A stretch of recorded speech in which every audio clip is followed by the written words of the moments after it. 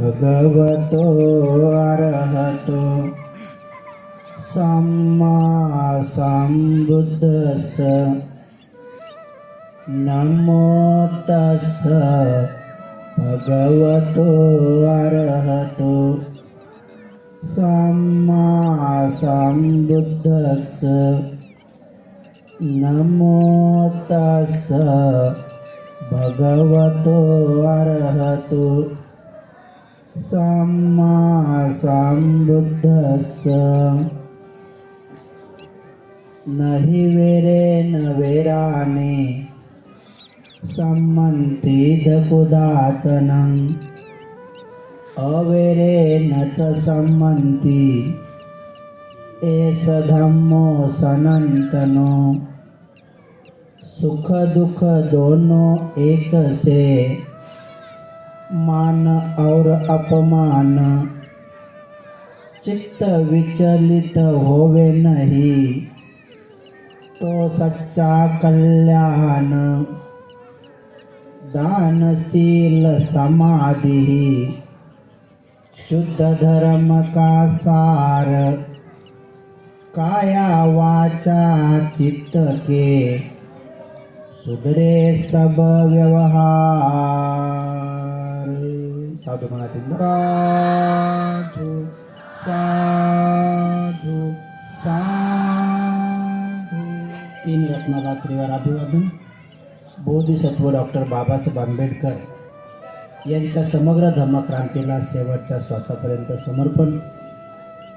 आजच्या या पवित्रमय दिनी कुशल मुहूर्तावर पूज्य आत्तदीपजी यांनी आपल्या सर्वांवर 3 महिन्याच्या कालावधीमध्ये धम्माचे जे संस्कार आरूढ केले, ते धम्माचे संस्कार प्रत्यक्ष रूपानं पूज्य भिक्खू संघाला सन्मानपूर्वक आमंत्रित करून संघदान महारॅलीचं आयोजन करून आपल्या सर्वांच्या सह भोजनदान पुण्यमय कार्यक्रमासाठी सन्मानपूर्वक आमंत्रित केलेले पूज्य केम धम्मोजी महास्तवीर, पूज्य इंदवंशजी महास्तवीर, पूज्य आमचे यश प्रज्ञाबोधीजी महास्तवीर आणि संपूर्ण पूज्य भिक्खू संघ या संपूर्ण कार्यक्रमाचे आयोजक आयोजिका, संयोजक संयोजिका, दानदाते दानदात्या, उपासक उपासिका, बालक आणि बालिकांनो, एका कोळ्याच्या घरी जर मुलगा जन्माला आला तर त्या कोळ्याच्या घरामध्ये आनंद उत्पन्न होतो। कोळ्याच्या घरी जर मुलगा जन्माला आला तो कोळ्याच्या घरी आनंद उत्पन्न होतो आणि कोळीवाड्यामध्ये महोत्सव होतो। कोळ्याच्या घरात मुलगा झाला म्हणून आनंद उत्पन्न होतो, पण कोळीवाड्यामध्ये महोत्सव होतो। त्यांना विचारलं की कोळीवाड्यात का महोत्सव होतो? कारण कोळ्याच्या घरी आनंद यासाठी होतो की त्याला मुलगा झाला, पण कोळ्या वाड्यात याच्यासाठी आनंद उत्पन्न होतो की आता माशा धरण्यासाठी जाळ पकडणारा एक जण तयार झाला। म्हणून कोळ्याच्या घरी आनंद उत्पन्न होतो, पण कोळीवाड्यामध्ये महोत्सव उत्पन्न होतो की बरं झालं आता आपल्याला माशा धरण्यासाठी जाळ पकडणारा एक जण तयार झाला। पण त्या क्षणी कोळीवाड्यामध्ये आनंद महोत्सव पसरतो आणि समुद्रामध्ये मात्र नाराजी पसरते। बुद्धाला विचारलं का? कारण माशांमध्ये आता माहित होतं की आपला एक दुश्मन तयार झाला।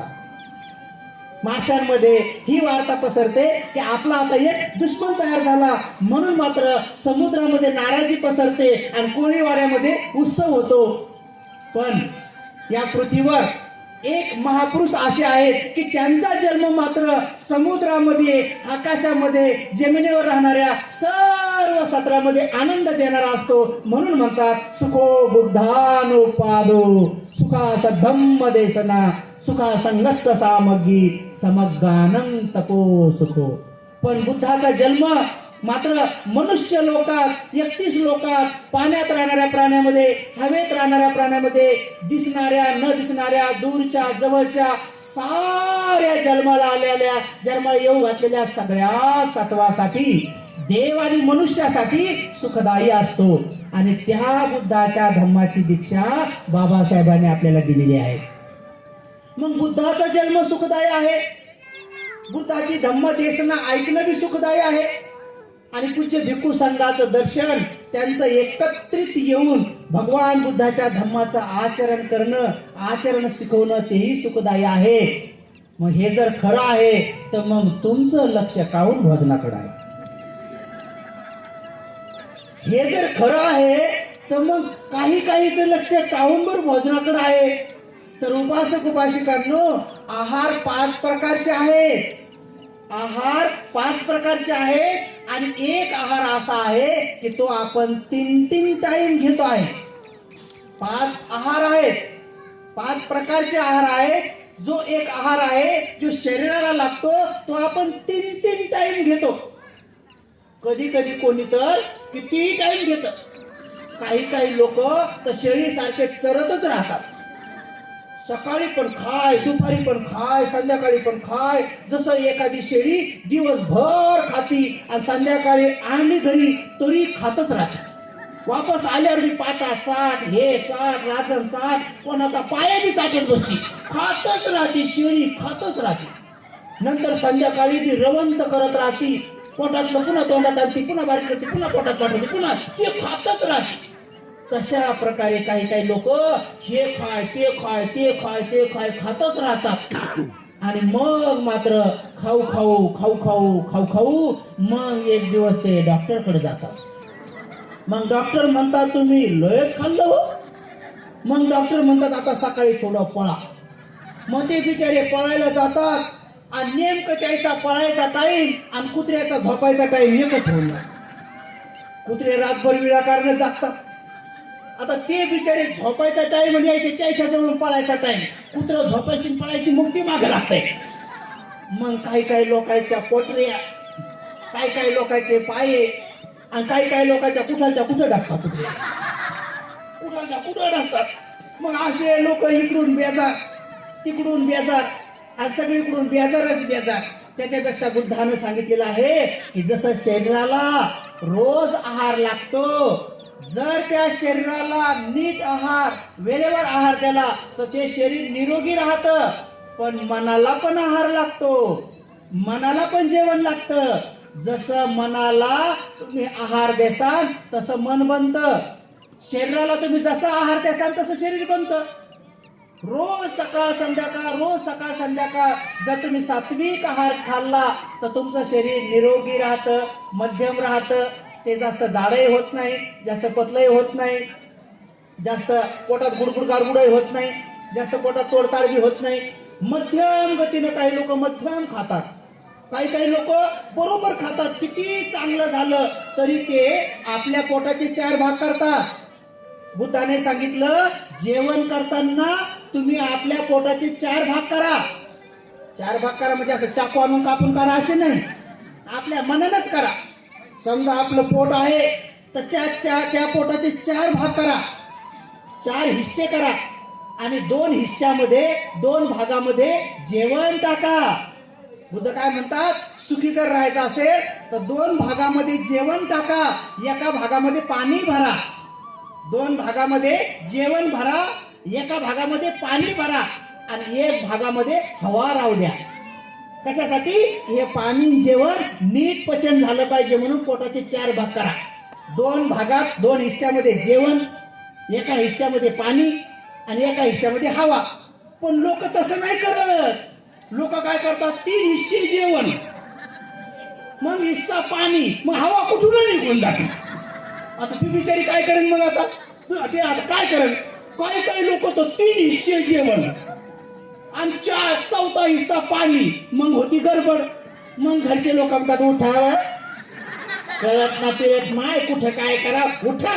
मग ते उठू देतात. मग उठून उठावं लागते. मग त्या बिचाऱ्याला जिथून मिळेल तिथून ते हवा बाहेर निघून जाते आणि मग त्यांचा माणसात अपमान, मग लोकात अपमान आणि मग त्यांना कुठं सुधरत नाही.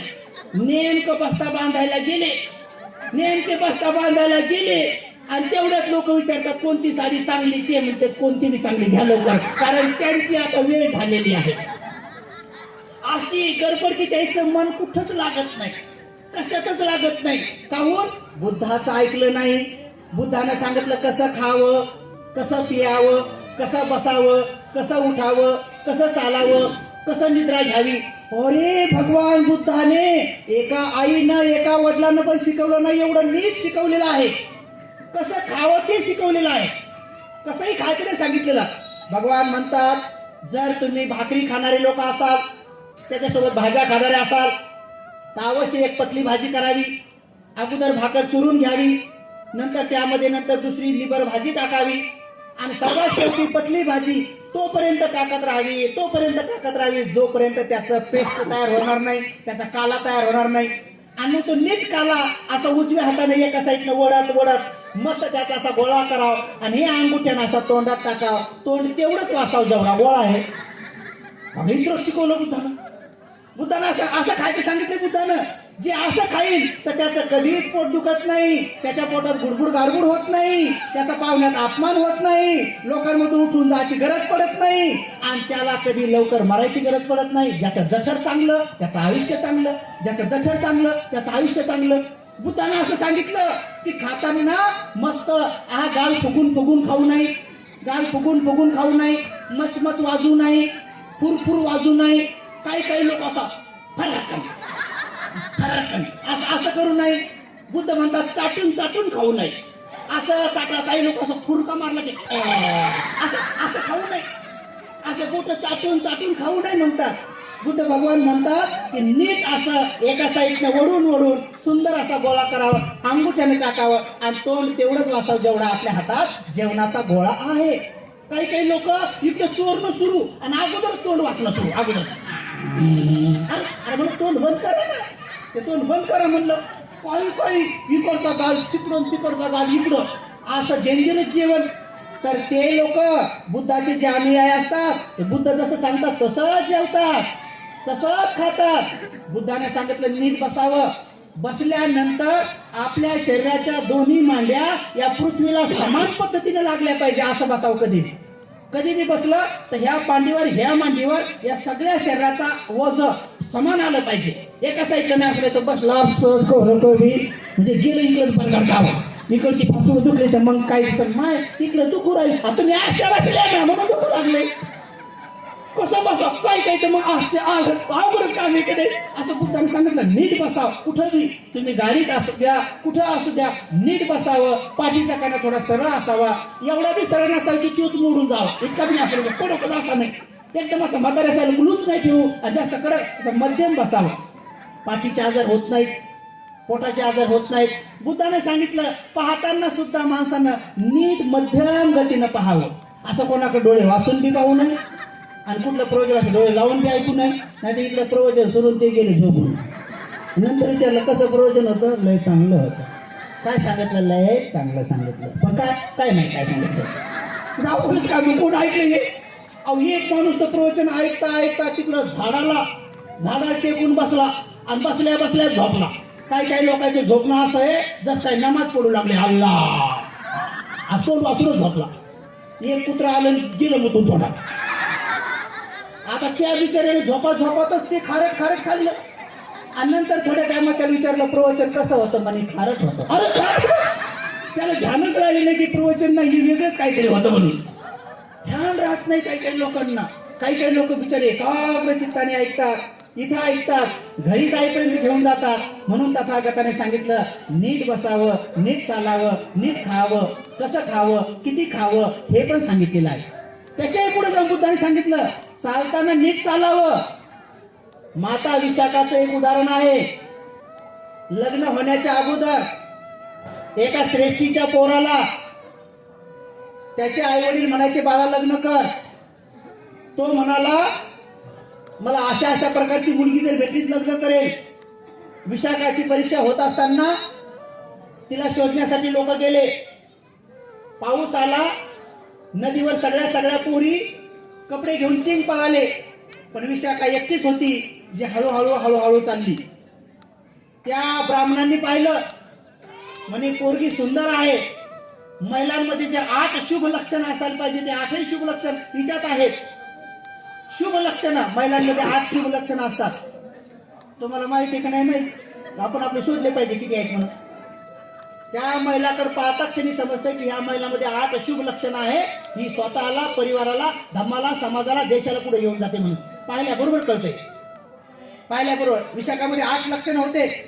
त्या 8 शुभ लक्षण पाहता क्षणी यांना वाटलं पोरीमध्ये तर 8 लक्षण आहेत, पण पोरगी आळशी दिसती. पाऊस आला तरी पळाली नाही, हळूहळू हळूहळू चालली. नंतर तिला विचारलं, का ग बेटा, पाऊस आल्यावर तुझ्या सगळ्या सहेली चिंगी पळाल्या, तू का हळूहळू चालली? तर ती म्हणाली, तारुण्यात आलेल्या मुलीनं नम्रतेनं चालावं, नम्रतेनं बसावं हे मी तथागताकडून ऐकलं.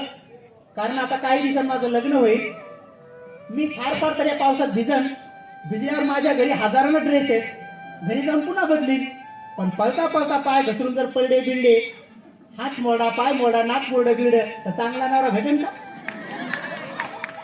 अरे बापरे म्हणे, या पोरी तर खूप चांगलं कळलं म्हणे. हे कुठून कळलं तुला? भगवंतापासून कळलं म्हणे. बघा, आपल्या तरुण पोरीला आपण सांगायचं बरं, तरुण पोरी सांगायला गेले की नाही ऐकत कोणी आहे का नाही? लपाछपी खेळताना, कसं हे करताना, पुढे चालताना कसं चालावं. एका स्त्रीला जास्त पडलेला शोभा देत नाही. एखाद्या स्त्रीला लगबगीने चाललेलं बी शोभा देत नाही. चालताना सुद्धा स्त्रियांनी किती जरी गडबड असली तर फास्ट चालावं, पण चालण्याची ढब त्यांची चांगली असावी. नाही तर चालता चालता असं कोणतं चाललंय? कसं चालव हे? अहो, आपल्या रॅलीमध्ये सुद्धा आम्ही कालच त्या अकोल्यात रॅलीत होतो. रॅली एवढी मोठी आणि रॅलीमध्ये भिक्खू संघाचा सन्मान आणि आम्ही मधात चाललो. थायलंड, श्रीलंकेमध्ये असं आहे, भंतीजी येत असले तर लोक असे चोपून बसतात, असे हात जोडून की भंतीजी या या या तिकडं. आणि आपल्याकडे असं आहे, लोक आमच्या अंगावरच येतात, आम्ही चोपून चोपून जातो, लोकच येतात. काही काही महिला असं अंगावरच येतात, जा म्हणलं बाबा, जा तुमचं काम पहिले. रॅलीमध्ये कसा सन्मान करा, त्याच्या हातात फुलं आणि पाठीमागं जोऱ्यात फुलं घेऊन म्हणणं, भिक्खू संघाचा विजय असो. आमच्या तोंडावर फुलं मागे, भिक्खू संघाचा विजय असो, तोंडावर फुलं. मी ते भिक्खू संघात विजय म्हणलं मी सावधच राहतो, फुलं कुठून येणार कुठून नाही. रॅलीमध्ये आम्हाला जीव मुठीत घेऊनच चालावं लागतंय. कधी फुलं कुठून येतील त्याचा नियम सांगता येत नाही. पण पहा हे सन्मान आमचा, भिक्खू संघाचा विजय असो, भिक्खू संघाचा विजय असो. आता पहिलेच तर आमचं हे कुठं आहे, कधी कधी फुलं टणटणं लागतात. पहा हे सन्मान. आणि सन्मानामध्ये काही महिला इकडून आणि काही इकडून. इकडच्या महिलाचे फुलं संपले. आता फुलं संपल्यावर तिनं डोळ्यात म्हणी, फुलं देण्यावर जे हात घातला फुलं घ्यावं तर माझ्या घरीला भुक्का मारून, अरे बापरे म्हणलं. फुलं घ्यासाठी 2 बुक्के मला आणि 2 बुक्के काष्टे भंतीजीला तण लागले. मग आता कोणी म्हणले फुलं संपले का मी उभाच राहायचो. म्हणलं बाबा घ्या फक्त, कधी बुक्का लागायचं तरी सांग. म्हणजे आपल्याकडे भिक्षूचा सन्मान सुरू आहे, पण पद्धत माहित नाही, शिस्त माहित नाही. एका घरी आम्ही 4-5 भंतीजी गेलो आणि बसलो. बसल्यानंतर त्याच्या घरची उपाशी का आली, म्हणे माय भंतीजी बसले, उठा म्हणे तिथं नाही इकडे बसायचं. गेलं तिथून उठून, पुन्हा म्हणे झाडू मारो म्हणे वा इकडं वा तिकडं. आणि आमच्या समोरच झाडू मारला आणि नंतर म्हणे भंतीजी तेवढी गोदरी घ्या म्हणे. पलंगावर उभं राहून म्हणे आता तुम्हीच उंच आहेत म्हणे, तुम्हीच घ्या म्हणे. मी पलंगावर उभं राहिलो आणि गोदरी काढा म्हणे. मला बा गोदरी काढतो पण पोरगं बिरगं हाकलेलं नसलं पाहिजे, नाही तर सगळं अवघडच काढलं. म्हणलं नाही मी तेवढी गोदरी काढा म्हणे. काढली बा गोदरी. आपल्या देशात ते सन्मान सुरू आहे, पद्धत माहित नाही. की भंतीजी घरी येणार आहेत, अगोदरच आसन टाकून ठेवा, झाडू मारून ठेवा, कुठं भंतीजी बसतील, नंतर आपण कुठं वाढू, कसं उभं राहावं, हाय का नाही. लग्न कार्यात सुद्धा आम्हाला नेतात आणि स्टेजवर 3रा साधू होतो लई खुशीने नेतात. आणि 3रा साधू झाला की मग वा पलकड. कार म्हणलं का खाली पडावं काय पलकड फोटो काढायचा आम्हाला देतात पलकड काढून. काय सन्मान भारी सुरू आहे. म्हणजे अजून आपल्याला कळलंच नाही. अहो, श्रीलंका देशामध्ये भंतीजी जर हायवे रोडवर चालले तर सगळ्या हायवे रोडच्या गाड्या उभ्या राहतात. आणि भंतीजी बसमध्ये चढायला लागले, सगळ्या गाड्या उभ्या राहतात. पहिले 2 सीट भंतीजीसाठी रिझर्व असतात. जसे जसे भंतीजी चढतील तसे तसे 2-2 लोक उठून उभे राहतात. याला म्हणतात चांगला देश. आपल्या देशामध्ये कौरका उठून उभं राहिलं तर आपल्या ओळखीवाले लोक बी खाली पाहतात. काय वाटते बोलावतो जागा द्यावा लागल बोलतच नाही. आणि खाली उतरल्यावर मग म्हणतात म्हणते जीवन दामी म्हणजे कुठं होतो आताच होतो पाहायला जागा द्यावा लागलो बोलतच नाही. आणि भंतीची जरी रचना असली तर मग पहिले येऊन म्हणतात भंतीची वंदामी आणि आपले खेळ. एका ठिकाणी बसमधी बसलो एका बाईनं पोरग खिडकीतून टाकलं शेंबड मेंबड पोरग आणि जागा धरायला माझ्या बाजूला एक जागा होती तर माझ्या मांडीवर आणून बसवलं पोरग म्हणे बसले मुकात त्या बापाला घेऊन येते म्हणे. आता त्या लेकराचं तोंड तिकडं होतं मुकच होतं आणि त्याचं तोंड माझ्याकडे झालं असं चिरकलं असं गेलं शेंबूड मेंबूड पिवळा सगळा. आता म्हणलं हे शेंबड काढायची वेळ एवढे म्हणून आम्ही लग्न केलेलं आहे आणि या बाईने मला मांडीवर आणून ठेवलंय काय अवघड काम म्हणलं. नवऱ्याला धुंडून आणलं आणि चला नाव म्हणी जागा भंतीची जवळ म्हणे चला आणि आणलं बसवलं मला म्हणे वापर कर आता काही त्याच्या खाली जाऊ म्हणलं कुठं म्हणजे आपल्याकडे अजून पद्धत आली नाही शिस्त आली नाही काय करावं समजत नाही. तर म्हणून उपासिकांनो त्यासाठी 3-3 महिने संस्कार केंद्र चालतात वर्षावार चालतात. कमीत कमी तुमच्या कानावर ग्रंथ जावा तुम्हाला कमीत कमी ऐकायला यावं बुद्ध कोण होते त्यांनी कोणता साक्षात्कार केला तो धम्म म्हणजे काय तो कसा आचरणात आणावा पंचशील म्हणजे काय काहून हत्या करायची नाही चोरी काहून करायची नाही दुराचार का बरं करायचं नाही खोटं बोलल्याचे तोटे काय आहेत नशा पतन केलं तर काय नुकसान होईल पंचशील पालन करण्याचे फायदे काय आहेत पंचशील पालन केल्यानंतर कसं आरोग्य लाभतं उन्नती कशी होती विकास कसा होतो पोरं पोरी नोकरी लागतात घरदाराची उन्नती होते घरदार येतात पैसा भरपूर येतो सुखानं मरण येतं मेल्यावर चांगल्या ठिकाणी जाता येतं हे सारं कळू लागतं हळूहळू समजतं. म्हणून विहारात गेलं पाहिजे सगळे कामं सोडायचे विहारात जायचं विहारात प्रशिक्षण घ्यायचं. बघा हे आपल्याला अजून चांगल्या शिस्ती वळण यावे म्हणून मी स्वतः एक धम्ममय भारत मिशन सुरू केलं. बघा मला माहित आहे की लहान लेकराला संस्कार कोण टाकत मायला वेळ नाही बापाला वेळ नाही आणि कदाचित त्यांना वेळ आहे तर पोरं ऐकत नाही मग कसं होईल आपल्या पिढीचं. बाबासाहेबांनी 4 लेकरं मरू दिले. बाबाचा गंगाधर गेला बाबाचा रमेश गेला बाबाची इंदुमती गेली बाबाचा राजरत्न मेला आणि बिचारी आपली तुमची माझी माई रमाबाई पण मेली. वय किती होतं 37 वर्षे मरायचं वय आहे का. तुमची माझी माय जिनं बाबासाहेबाला घडवलं ती वयाच्या 37 वर्षामध्येच मरून पावली पण तरी त्या बाबाने आपल्यासाठी काम सोडलं नाही. बाबाची इच्छा होती की तुम्ही चांगले बौद्ध धर्माचे संस्कार घ्या. तुमच्याकडे पाहून लोकांनी म्हटलं पाहिजे की अरे हे जे नीट चालतात हे बाबाचे अनुयायी असले पाहिजे. हे बघा ना किती चांगले जेवतात किती चांगले चालतात किती चांगले वागतात हे चांगलं वागणं पाहून म्हटले पाहिजे लोक की हे बाबासाहेबाचे अनुयायी. बाबासाहेबांनी एका पत्रकाराने विचारलं होतं बाबासाहेब तुम्ही ज्या बौद्ध धर्माची दीक्षा घेतली ते तुमचे अनुयायी कसे ओळखले जातील. कारण इथं शीख भाऊ ओळखायचा असला तर त्याची ती बुचुडी पगडी आणि त्याच्या हातातलं कडं पाहिलं की ओळखू येतं हे शीख भाऊ आहे.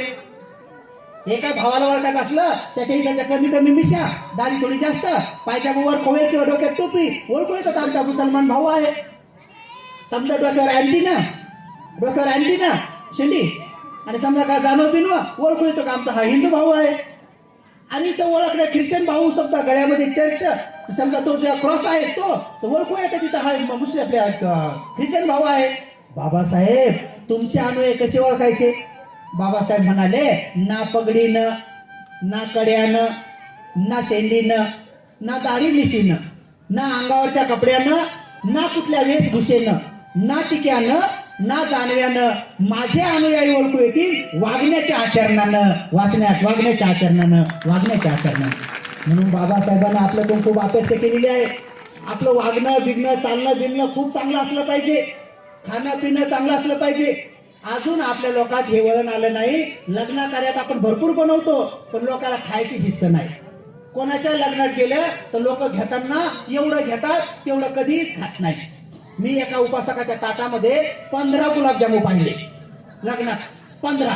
मी त्याच्या मागच गेलो म्हणजे काय जर बनते नाही म्हणलं माझ्या समोरच खा म्हणलं तुम्ही खाल्लेच पाहिजे नाही तर बघा म्हणलं काऊन घेतले एवढे लग्न दुसऱ्याच मी त्याच्या मागच लागलो. ते म्हणजे भरतीची तिथं लय गर्दी पडली होती म्हणून घेतले. तू घरी 15 खातो का म्हणलं 15 खातो का नाही म्हणे मग का घेतले 15 म्हणजे त्या बिचाऱ्या अन्नदात्याने बनवायचं तुम्ही 2 खायचे 13 फेकायचे ही कोणती शिस्त आहे ही कोणती पद्धत आहे.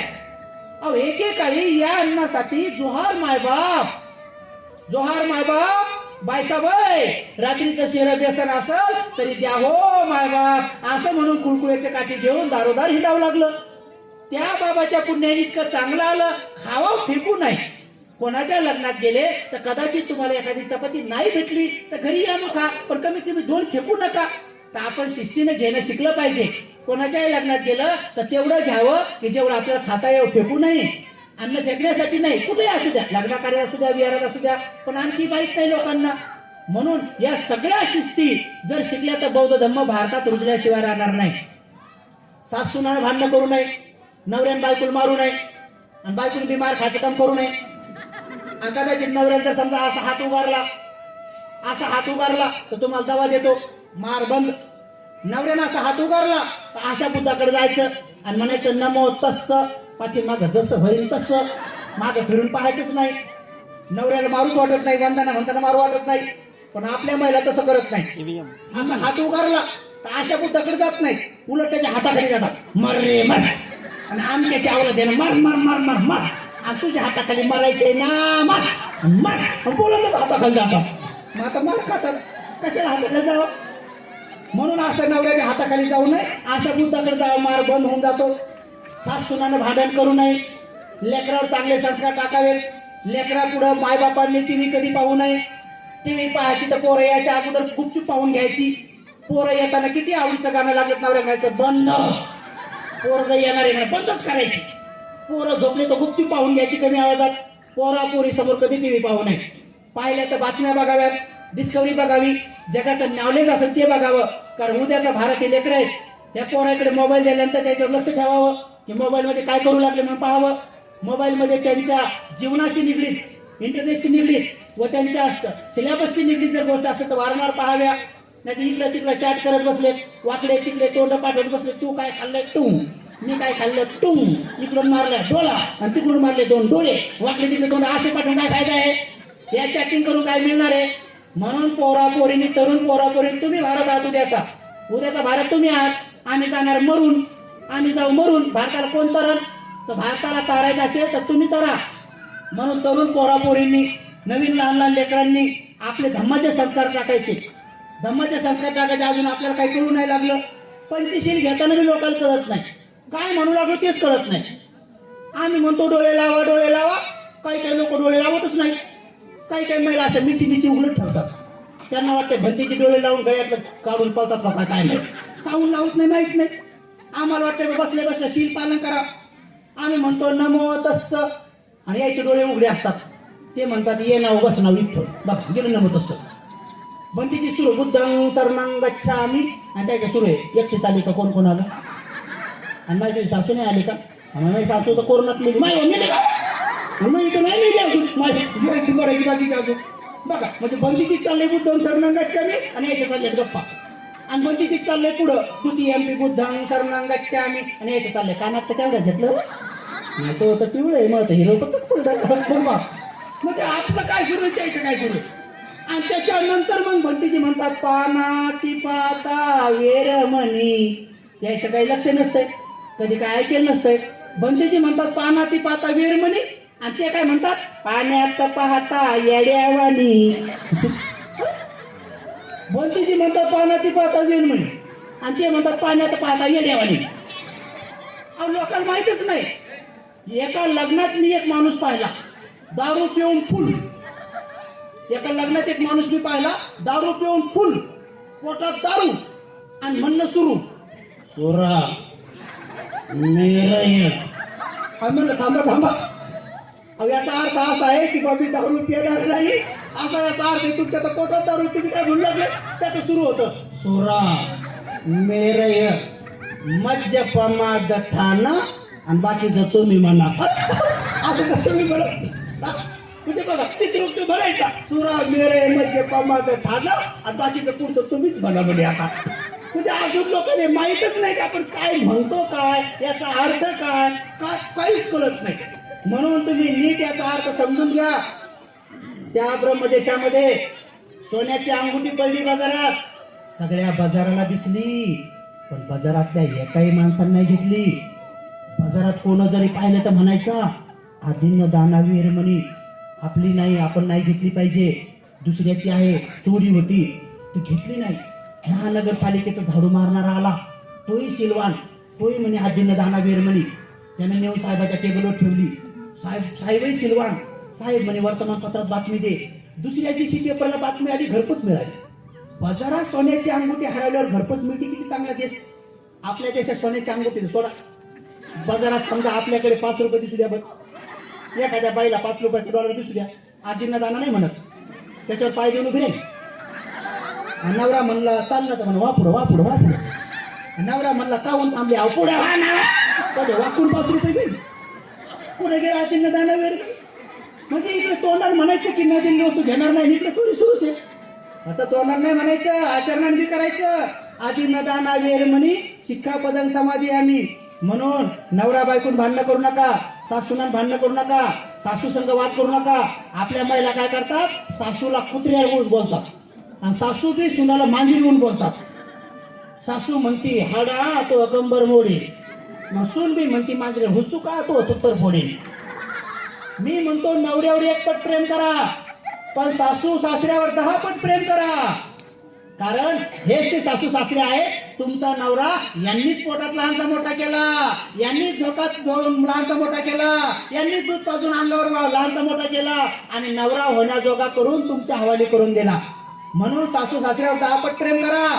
आणि सासू मेली तर ती जागा रिकामी राहत नाही. सासू मेली तर मग तुम्ही सासू होता. मग यालाच म्हणतात रिकाम्या जागा भरा, जोड्या लावा. मग पुढे चालून तुमचे हात तुमचे पोरले भारी करतात. म्हणून सासू सासऱ्याला त्रास देऊ नका. सासू सासऱ्यावर प्रेम करा, मायबापावर प्रेम करा. पैसे जपून जपून वापरा. आवश्यक त्या ठिकाणीच खर्च करा. इच्छावर पैसा खर्च करू नका, आवश्यकतेवर पैसा खर्च करा. नाही तर असलं की भसा भसा, नसलं की दात विचकून बसा. तसं कधी करू नये. म्हणून शेवटी 2 मिनिटात तुम्हाला एक उदाहरण सांगतो आणि प्रवचन समाप्त करतो.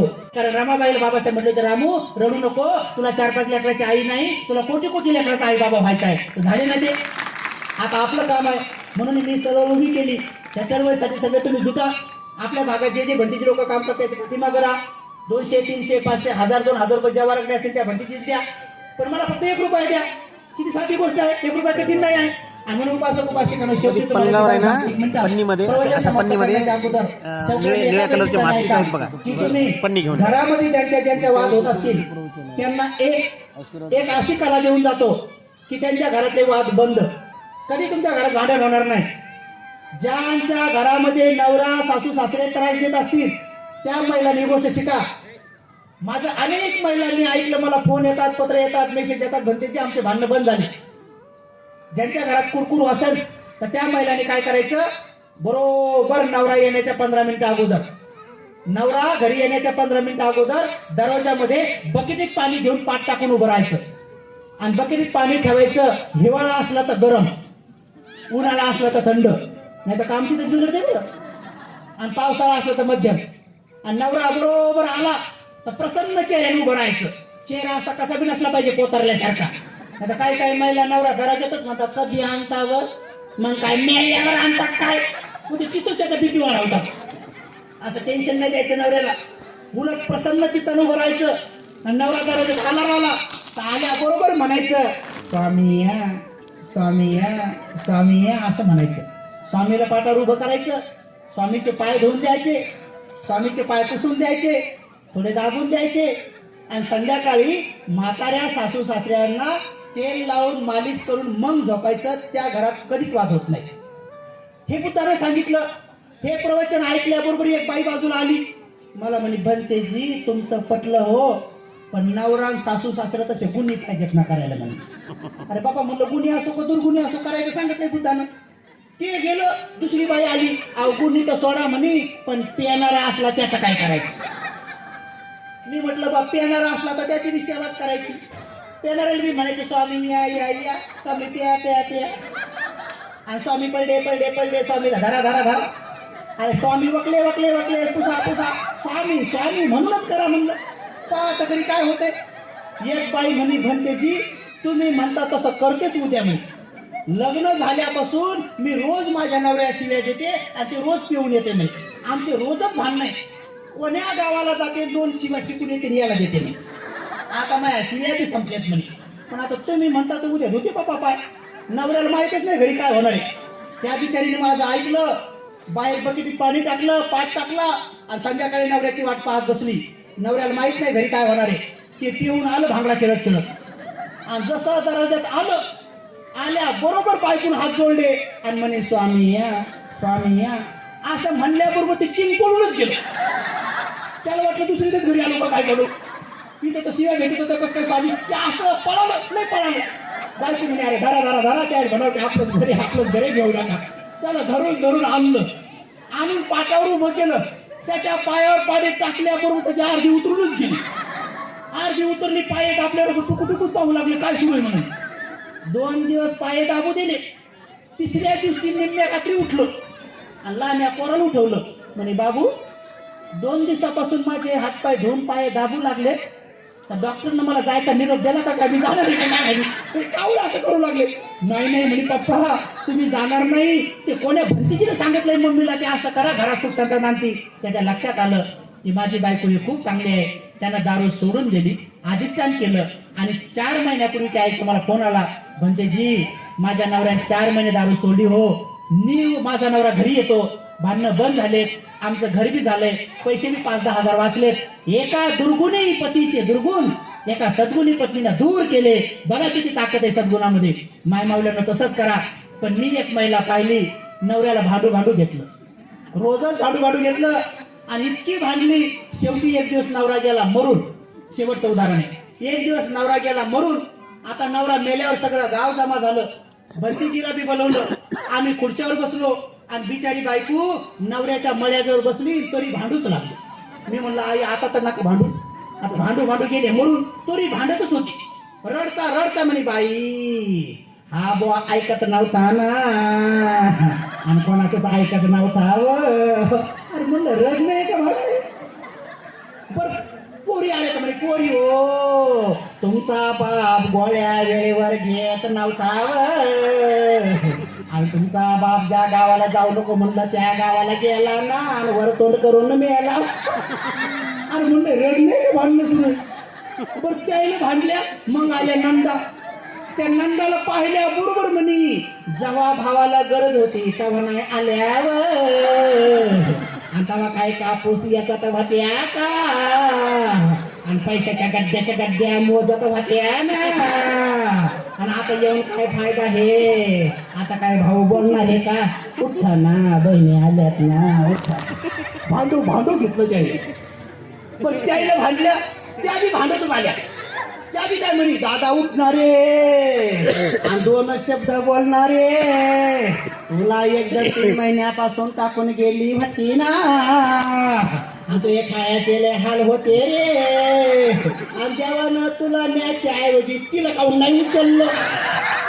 असं म्हणल्याबरोबर मी म्हणलं भंतीजी बॅगा घ्या इथं भाजर होणार आहे म्हणलं. आपण ह्या दरवाजावर जाऊ म्हणलं. इथं तुंबळ युद्ध ट्रॅक्टर आहे म्हणलं. आणि त्या युद्धात जर का आपण सापडलो तर मग काही खरं नाही. तर आता युद्धाचं वातावरण झालं म्हणलं चला. ते झालं. भांडू घेतलं. मग आलं पोरग आलं. त्या पोराला म्हणे आता आला का. जेव्हा बापाला गरज होती तेव्हा नाही आला रे आणि एवढ्या दिवस काय बायकोच्या खोंगल्यात बसला होता. ते पोरग पळूनच गेलं. असं पळालं म्हणे मी स्मशानभूमीत येतो आता एक त्याचा नंबर झाला. मग आला इवाईला पाहिल्यावर रडणं सुरू केलं. म्हणे तुम्हाला 4 वेळास निर्प दिले या म्हणलं पण तुम्ही एकदा बी नाही आले. जर का मधात येऊन गेले असते तर तुमच्या काय मिशा तुटून पडल्या असत्या. त्याच्या मिशाच झापल्या त्याच्या मिशा होत्या मोठ्या. म्हणे बाई मिशा बुडूस तर आमच्या घरी खाल्लं ना आणि मधात जर आले असते तर मिशा काय तुटल्या. त्या मिशावरच येऊ भाडायची. बरं त्याचं झालं. मग आमच्यावर नंबर आला. म्हणे भंतेजी तुम्हाला एक सांगू का. म्हणलं सांगा बाबा द्या आता आम्हाला 2-4 शिवा. आता सगळे झाले तर आता आमचाच नंबर आहे. म्हणे भंतेजी नाही म्हणलं तरी या बुवाने इतके कपडे मला घेतले. नको म्हणलं तरी काय आणायचे आणि मागच्याच महिन्यात मला एवढं सोनं केलं व भंतेजी. पण मग खरं सोनं केलं भंतेजींनी आता या सोन्याचं काय करू?